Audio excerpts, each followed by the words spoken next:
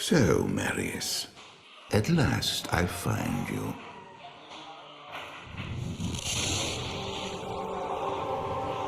Tyrael, yes. Yes, now I recognize you.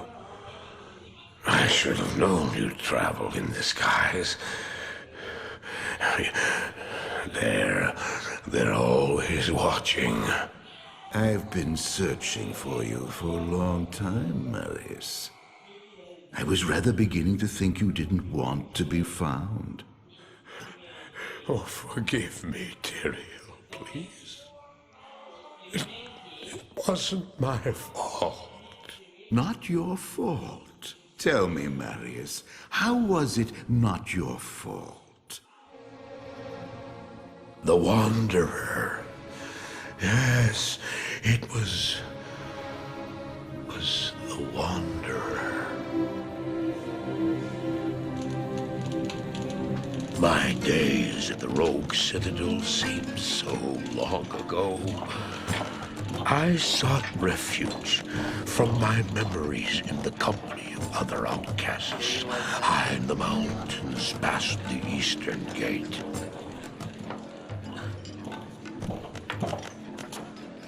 Do you want something?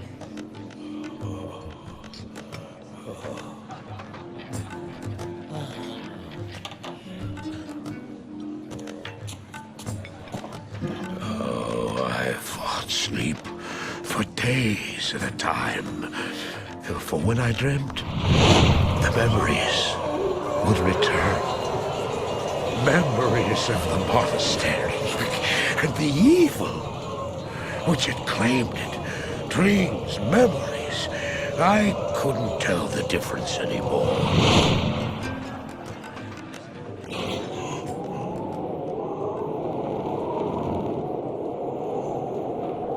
Had the evil from my dreams followed me at my heels?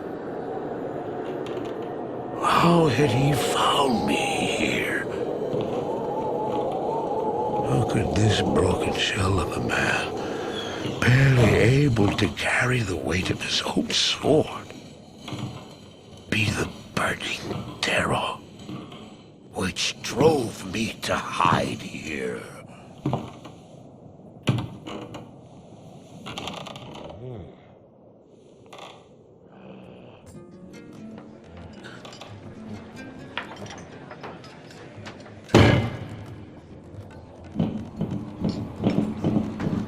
He seemed to have demons of his own that he struggled to contain.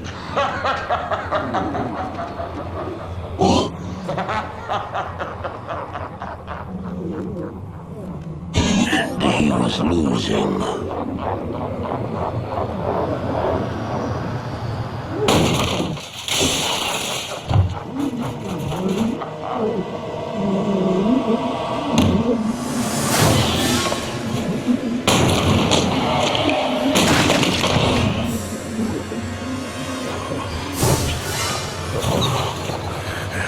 As I watched, I became convinced that I was truly mad. The terror, the destruction, the evil I witnessed, how else could I explain them? Were these the demons from my dream, or were they born within the Wanderer?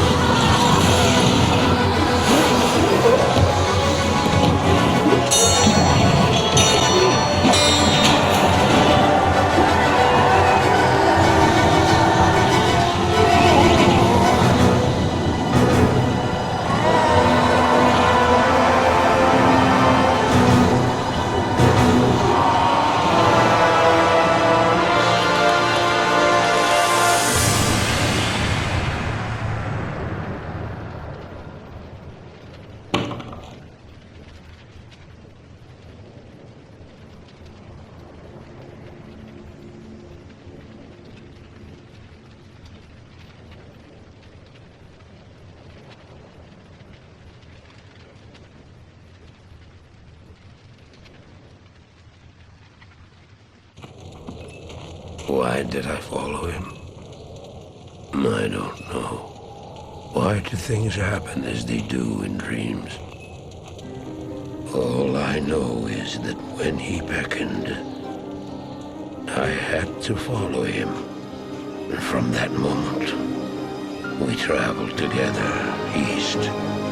Always into the east.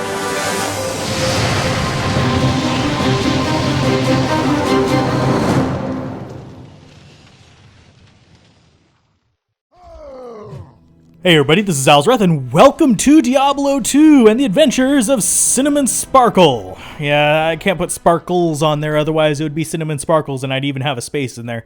But that is the character limit of our stripper name, because you guys voted in a Polearm Barbarian over the more logical choices of Sword Barbarian and Mace Barbarian. Sword Barbarian being the easier one to do a casual run with, the Mace Barbarian being the easier one to do a speed run with. So both of those very good choices to have as weapon choices, but I threw in polearms in there because I think I could still do it. It's just not as easy.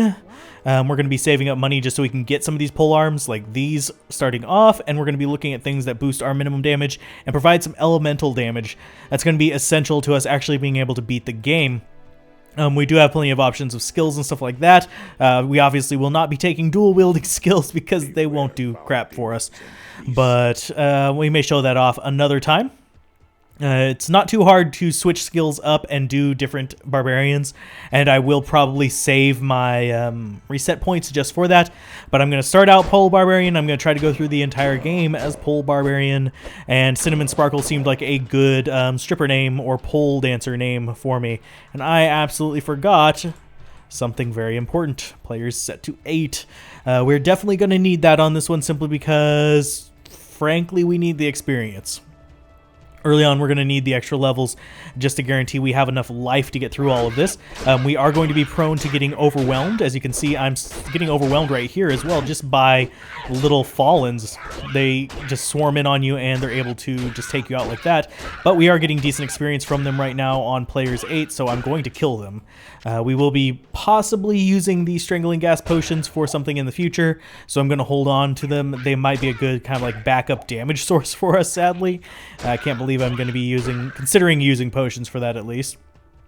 It's usually a bad idea, but that poison damage does keep enemies from healing, so that's going to be a good thing. Let's go ahead and bump our strength up. We're definitely going to need it.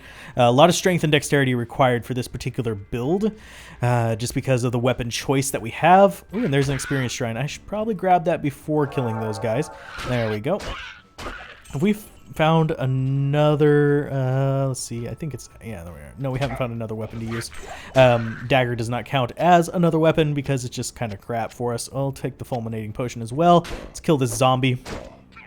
I would like to get a second weapon because it will, the way it works with the Barbarian is it not necessarily averages the attack speed, but having 2 weapons is generally advantageous until you get up to a point where you have one really big damage weapon, if that makes sense. I know I'm kind of rambling on that point, but yeah, whatever. Let's go ahead and dump some more in there, and we'll keep taking out these fallen. Boom. Healing potions for the win. There's our quest. We're going to save it until after we get this XP shrine kind of worn out. Same for going back to town. I could get some skills right now. Not really super urgent because I'm not going to be using any of the things that I get right now. It's not going to speed us up pretty much hardly at all. We could get Bash, but yeah, at the same time, Bash is not going to do very much for us because it's going to use up our mana, and then we're just going to be back to doing normal attacks. A little bit more gold there. Don't need the bolts. Don't need the Qatar because it's not going to sell for much. This Quill Rat might give us a little bit of experience, though. Loose Rock giving us that, and a Short Staff. Hopefully the Short Staff is a halfway decent one. Yeah, that'll actually sell for a decent chunk of change. We might even save it for Act 2 sale, if we have room. It's one of those things where early on I'm going to be hoarding a lot of stuff, like chip gems and stuff like that, so I might not have room to hold on to some of these higher selling items. That's okay. We will be picking up other items to pay for our repairs later on. And yes, I'm going to run through the Bloodmore here and get myself a decent amount of experience. We want to get level 6 relatively quick so we can start dumping into the Polearm Mastery. Obviously, it's not going to help us using our little starter hatchet, but it will help us later on whenever it comes to dealing with the bigger enemies in this particular act, as well as dealing with some of the bosses. I might still run from lightning enchanted bosses with this guy, at least early on, because we won't have the life to deal with it, because it just deals a boatload of damage, but we shall see whenever we get there just how much time it takes. We'll go a little bit more into strength. Do need to bump up dexterity as well, but that's not going to happen just yet. And there is our XP shrine gone, so we're going to go ahead and jump down into the pit back there after we kill this quill rat. As far as skills, we'll go ahead and dump one in bash here. We're probably going to go down. We'll gather, leap, stun, probably even leap attack and concentrate. I'm on the fence as to whether I want whirlwind or berserk. I might use both.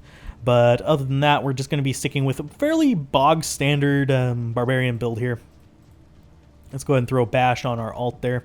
As far as things that kind of cross promote each other, berserk does not get too much except for from howl and shout, which are cries, whereas this one gets absolutely nothing. Where's the one that gets it from bash? There it is. Concentrate, boost your defense and stuff like that. It might be really good against bosses for us, but I am kind of like just playing it by ear with this particular build. I did do test runs, but they were a while back before my back went out, so I have forgotten a lot of the stuff, including some of the items that I wanted to go for.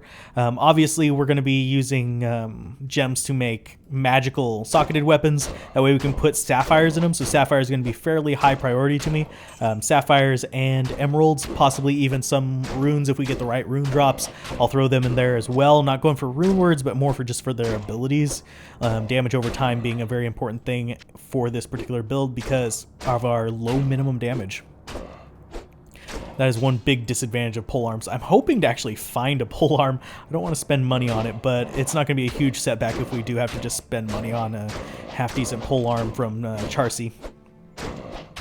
Could also enchant one when we get up to that point in the, the jail later on. I'm giving away slight spoilers here. Chances are, if you guys are watching this, you've watched other series of mine. I will be including all the cinematics with this one, since it's the first Barbarian run. I'm trying to do cinematics with all of them for their first appearance. So first Barbarian run, I'll show all the cinematics. First Druid run, I'll show all the cinematics. But as I do successive runs, I'll skip over those cinematics simply because it is a little bit superfluous after a certain amount of time. Let's go ahead and bash these guys around. And I can't pretend like they don't exist.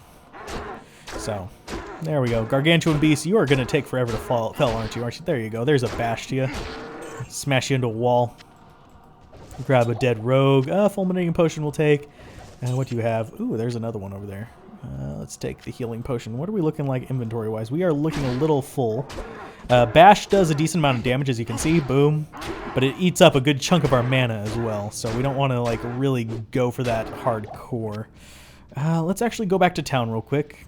Yeah, we do want to go back to town. Let's identify you. Ooh, +2 to dexterity. Just so we can get a better weapon, get a little bit stocked up. We do have enough stuff that we can sell for money that we can get some okay setup going on here. Good to see you. Trade repair, we'll sell that. Don't really have great polearm choices here, and I probably shouldn't have sold that belt just then. Do we have a better belt to choose from? Let's see, 15 for that, or 68 for that. We'll just go ahead and buy that back. That's a waste of money, but yeah, whatever. 294. We got 5,000 for that and 5,000 for that. I'm more likely to sell the wand than the staff, simply because the staff will do a little bit more for us. Amulet of Craftsmanship is useless for us because we're already going to have pretty high max, so it's not going to really help us that much. So let's go for Craftsmanship or just the normal Bardache. The price difference is negligible, so I'm going to go ahead and go for the enchanted one, just because it's slightly more damage over time. Do we have good armor? No, we don't. So that's where we're going to be sitting right there. And I'm going to go ahead and throw our potions back on. Boom, boom, boom, boom. Got 1,643, I think it was. Whatever, gold. Yeah, we'll just go ahead and dump that in there. We'll throw these in there for possible future gold resources. And we're going to keep these on our alt weapon slot as soon as we hit 6. So I'm not going to throw those away just yet. The Fulminating Potion I should probably have sold. We'll do that in just a moment. Keeping the key, and we'll keep the extra healing potions kind of laying around because I don't feel like buying more of them just yet. Poison helps us out a great deal. We're level 4, so we shouldn't have too much of a problem with this. So let's go ahead and trade with you. We'll get rid of that, and we'll buy one, and let me buy it. There we go. We'll just dump these in there. Not enough to really fill these up, but we can go ahead and dump a few more town portals in there. And we could actually do it like this. That's a little bit faster. And as far as other things, nope. Just nope. Okay, nothing we can really do just yet. So we're just going to be kind of sitting down in there, just killing things. There we go. Thankfully, at least we do a decent chunk of damage now on the high end of our swing. Should be able to... that was the low end. There we go. High end pretty much almost one-shots these guys. A little bit slower attack than our axe, but a whole lot better on average damage, so... Trade-offs. Got to take them, and I do want to stick with this polearm early on. I thought I saw a guy come over here. I guess I was wrong. We're going to go ahead and just start smashing on through. This area shouldn't be too difficult for us, even on players 8, so I'm going to leave it on there. I might kick it off before Andariel, because she does have a lot of swarms around her, which could kind of suck for us. We'll take the cap. It's probably ethereal. There we go. Big smash with the bash there. Boom. And another amulet. I will identify that one, just in case we get a good... it's not great, but it's better than nothing. We do need to kill this guy down here first. Ooh, there's 2 of them. 3 of them. Great. Let's go ahead and smash you and smash you. Come on, smash him. There you go. Smash and grab, smash and grab. There's another one nearby that's rezzing these guys. I do need to find him, I think. Ooh, chipped rubies and chipped diamonds everywhere. Things that I don't need for my future weapons, but that I can use for crafting. There you go, level 5. Kill off the fallen. Oh, come back here. Come back here. There you go. Good boy. Which direction do we want to go? I think we want to go right in the end, but for now we're going to go this way and get rid of these zombies. I think right is where we're going to find the boss and stuff like that. I'm not positive, but it looks like the layout of this area is going to be like that. And let's go ahead and dump a little more in dexterity to improve our chance to hit. Chance to hit being influenced by level and by dexterity. So, boom, boom, and boom. Attack rating, and it's not dexterity, by the way. Just chop down all the fallen. Oh, come here. We need to make you fallen too. Wow, there you go. Those guys don't have much life even on players 8. So it's kind of weird that he just didn't die to that. Cracked crude boot versus low quality boot. Pretty much the exact same bloody thing. And that is ethereal. That sucks. Ethereal's not exactly high on my priority list of items to have unless I'm going to be giving it to a mercenary. There's actually really good ethereal things that you can give to mercenaries. We'll do a monster shrine. It'll give us a boss. It might break this area, but I can get it off screen if it does. Where's the next guy? There it is. That's not a boss. There we go. Just going to go and smash you around. Low quality scepter might have something on it. We can check that in just a moment. Let's see. It has nothing. So we're just going to leave it behind and not worry about it. Where did the boss monster show up? I think this is going to be the normal boss monster here. Yeah, that's corpse fire. Just going to go ahead and bash him back and start killing other guys around him. Let's go ahead and run past him and get rid of this guy. There you go. Goodbye, old friend. I don't like those guys in here because they definitely break it. The actual area, that is.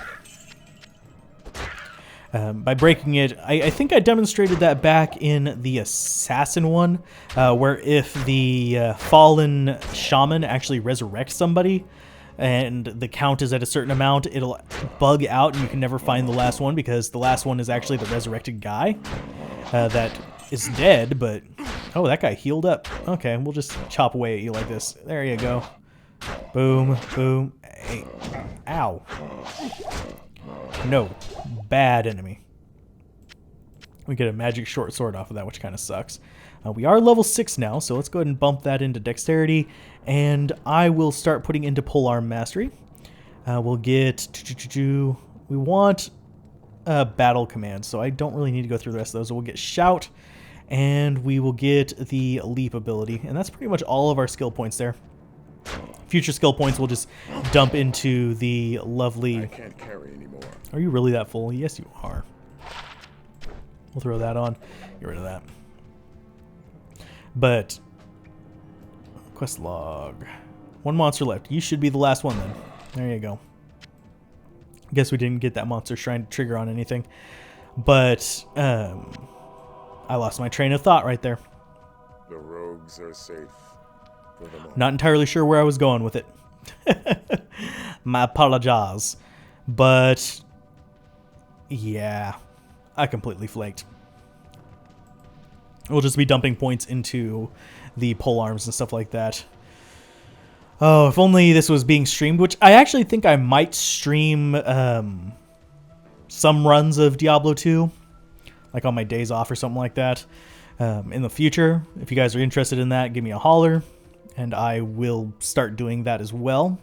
I won't record all the sessions on there because sometimes I do just like, you know, playing by myself without commentary on the side, because it is a little distracting to watch chat and play the game at the same time, but that's a whole different discussion. Let's see what polearms we got there. We got fire resist polearm there, which is not really going to be that useful. I think it's that, yeah. Let's go ahead and sell those. I'm not going to sell the stamina potion, but we will sell some of these health potions just to get rid of them. And we'll throw that in there, and we'll just keep these in our stash. If memory serves, they actually will just go straight onto the pile. Can I dual wield them? Yes, I can. There we go. Let's go ahead and dump you in there. There we go. And you'll have leap on the alt. Let's see. Those need to go into the stash. Just anywhere's fine. We do need the keys. We'll drink that for a little bit of stamina, and I think we're set. Yeah, we are looking good there. I don't think either of these Bardichets really do much for us. Any good armor? That had the potential to be a good armor right there, the ringmail. But it doesn't look like we have anything super worthwhile. Would like some hit recovery on our gear. That helps us deal with the swarms of enemies that can just kind of like stagger us. And we're going to be running into a lot of those fairly soon. Do you have a good Bardichet? No. Do we have a good gamble here? No. See if you can get possibly one in there. Some of you wanted to see me gamble on screen. I'm not going to do a whole lot of that because it kind of strikes me as a little bit pointless. And a self-repairing Bardichet, that's better than what we got at least. But not exactly good. It'll just do for now. And it is a magical Bardichet that we can use for crafting later. So let's go ahead and jump on through. Oh, we don't have the Cold Plains, do we? No, memories. They're fading as I get older. Let's go find that waypoint. Then I think that might be the end of a first episode. Just giving you guys a quick rundown of what I plan for this particular run.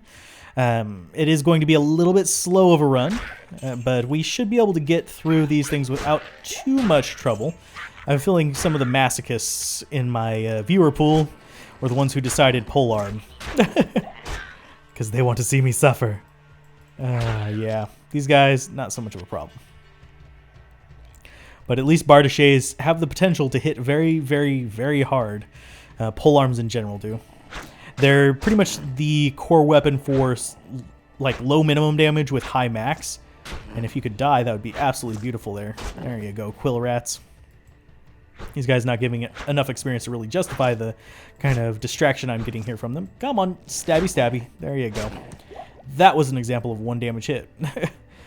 But yeah, it's not too terrible to go through with polearms. They were fairly popular. They're more popular for like hell difficulty, where you can have some really kind of obscene weapons. But even on that one, I actually prefer maces because the big hammers that you can get, the two-handed ones, are kind of better than the polearm options you have because they're more stable damage and still extremely, extremely high. There's actually a glass build of Paladin that I used to run. It ran a Great Maul of something or other. It was like the highest damage boost thing you could get. It was 3% off of being a perfect one.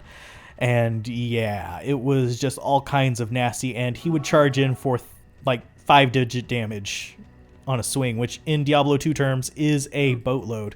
But we have found the waypoint, and I'm going to go ahead and cut this episode off here. It's probably going to be a little bit short, but we do have that cinematic at the beginning, which eats up some time, and I'm hard at gauging those. So if you guys enjoyed this, be sure to like, comment, and subscribe, and we will be continuing on with the Cinnamon Sparkle, hopefully moving a little bit further into the game. We'll probably skip the Bloodraven quest until a little bit later, because that one can be a little bit of a nightmare until we get certain skills. So keep gaming, have fun, peace out. This has been Alzorath, and I will see you guys next time on Diablo 2. Bye.